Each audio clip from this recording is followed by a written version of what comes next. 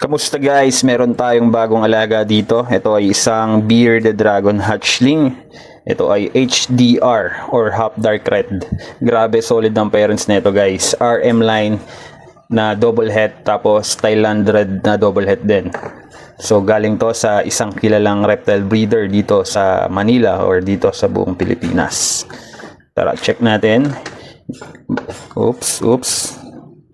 Tatakbo ka pa, huwag ka munang tumakbo. Yan.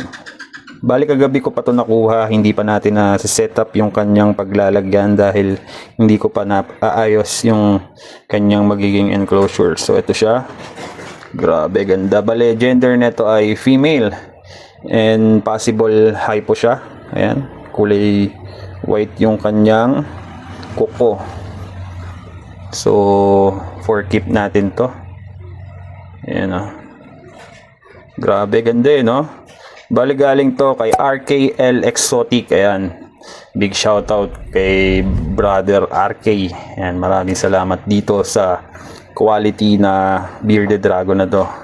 Half dark red. So, yun lang guys. Set up ko muna yung magiging enclosure nito. Ayan. Grabe, ganda no?